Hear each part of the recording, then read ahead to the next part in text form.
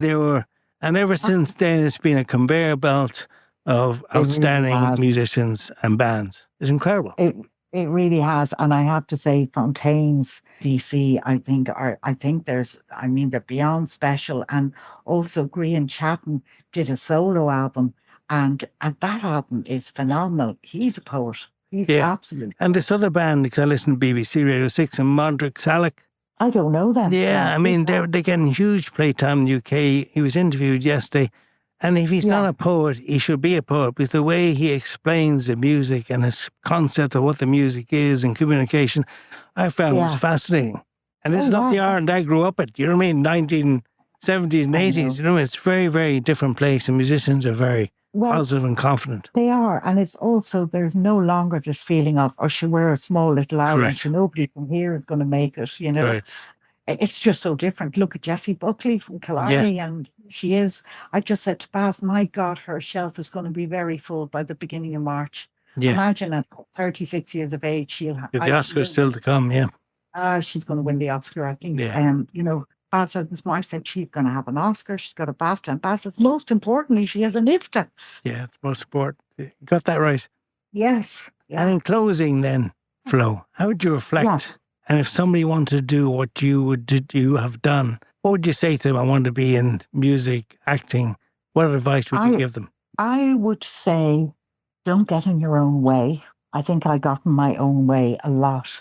I overthought. I was very much in my head in my 20s. And I get it. I think a lot of that is just being in your 20s. It's hormonal and it's everything. But I was full of fear and anxiety.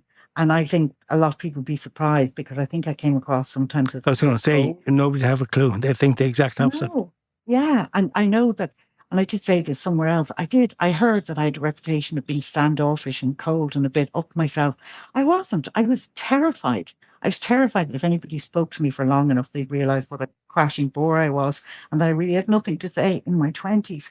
I was full of fear. And I think, and I'm not blaming at all my mother for it, because you're very influenced by your parents. And my mother grew up in abject poverty in Cork, and she really did always have an attitude that, you know, just to make do with your lot and don't be expecting too much from the world and that kind of thing. And I think there was a bit of that in me. And so there was a fear, you know, a fear. But it wasn't also the time of Ireland. You didn't put yourself forward, didn't speak out of turn. You kind of apologising for just being there.